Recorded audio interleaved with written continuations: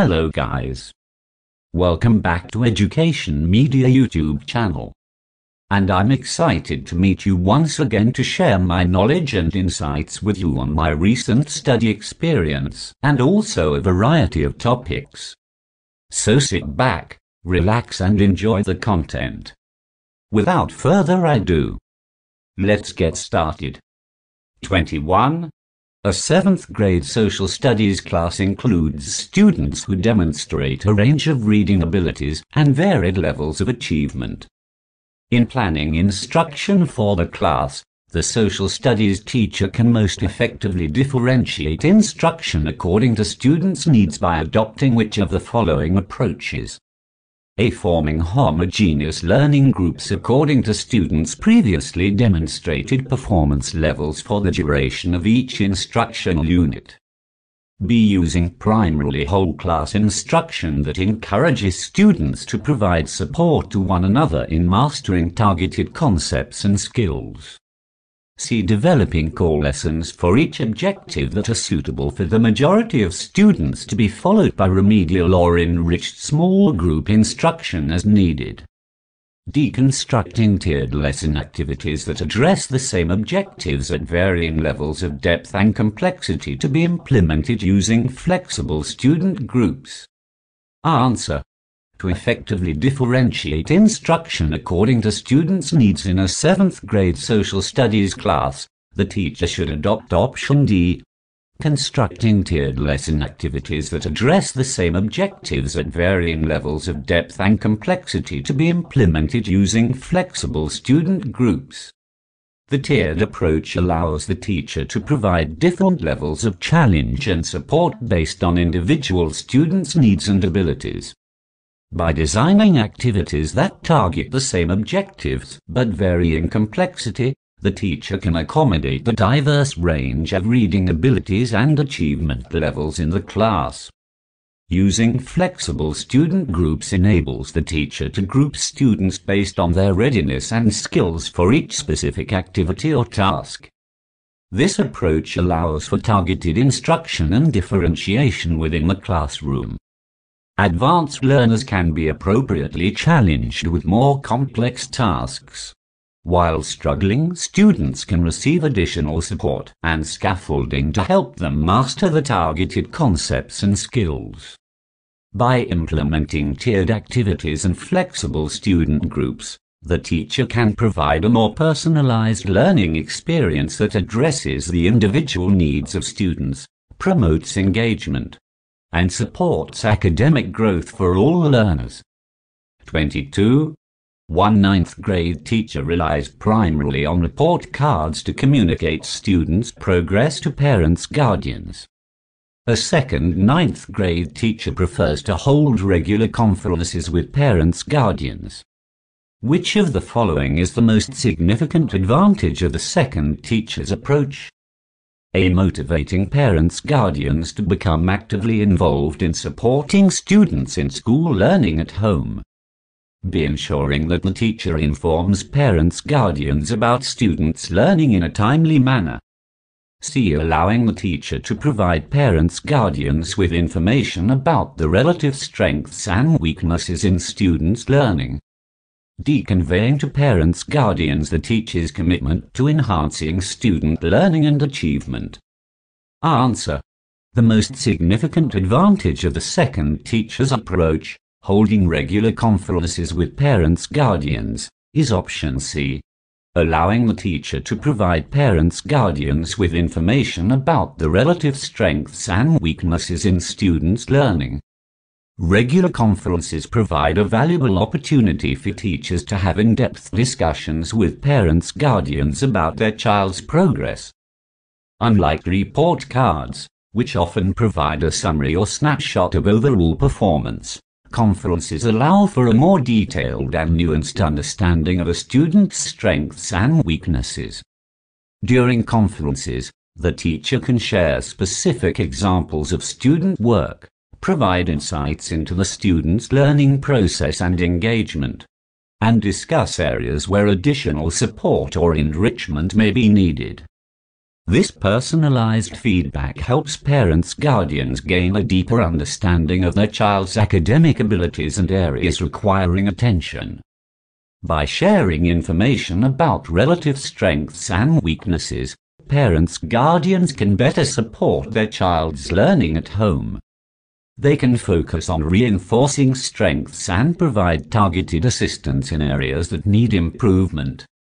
This collaborative approach between teachers and parents and guardians creates a supportive learning environment that enhances student achievement.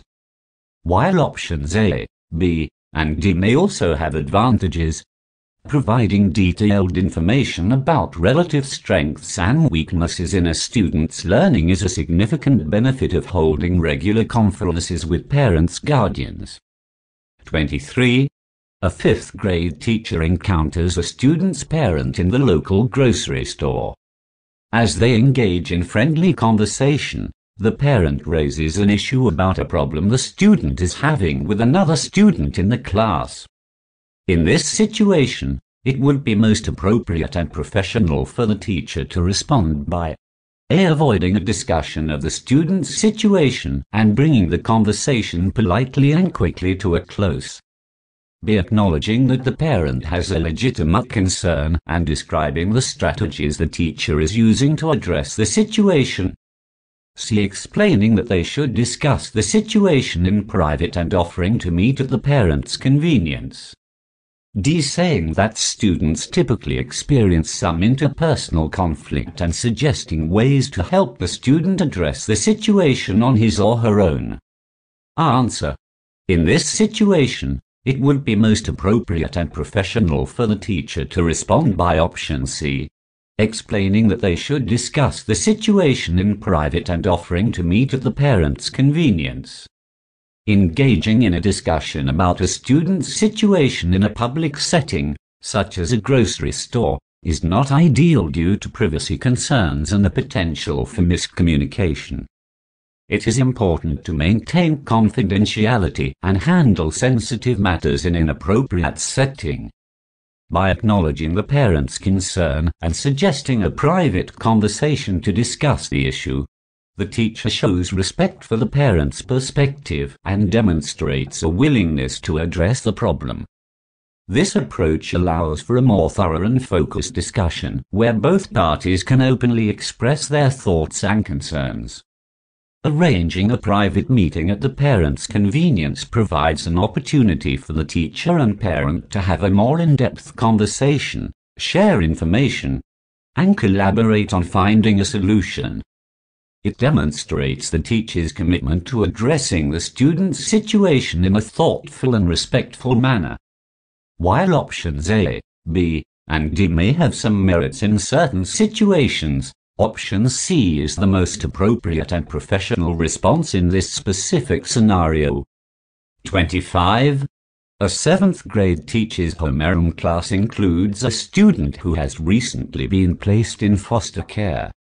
In addition to establishing a relationship with the student's foster parents, the teacher can serve the student most effectively by taking which of the following actions? A. Asking the school counselor to evaluate the student's emotional state. B. Visiting a social service agency to learn more about the foster care system. C. Making several unscheduled visits to the student's foster home. D. Establishing regular communication with the student's social worker, ensuring that, in order to serve the student effectively, the 7th grade teacher should take option D, establishing regular communication with the student's social worker. The social worker plays a crucial role in the student's well-being and can provide valuable insights and support to both the student and the teacher. By establishing regular communication with the social worker, the teacher can gather important information about the student's background, any specific needs or challenges they may be experiencing, and strategies to support their academic and emotional well-being. Regular communication with the social worker allows the teacher to stay informed about any changes or updates in the student's situation, ensuring that appropriate support can be provided within the classroom. The teacher can collaborate with the social worker to develop strategies for creating a supportive environment, addressing any specific needs, and promoting the student's academic success and social-emotional development. While options A, B, and C may also be important in certain situations, establishing regular communication with the student's social worker is crucial for ensuring that the teacher has access to relevant information and can work collaboratively with the appropriate professionals to support the student effectively. Thank you for making it to this far in today's episode of content. I hope you found it informative and engaging. If you enjoyed this video, please consider subscribing to my channel and leaving a comment below to let me know what topics you would like to see covered in future videos. As always, your feedback is greatly appreciated. Stay tuned for more content, and I'll see you in the next video. Bye for now.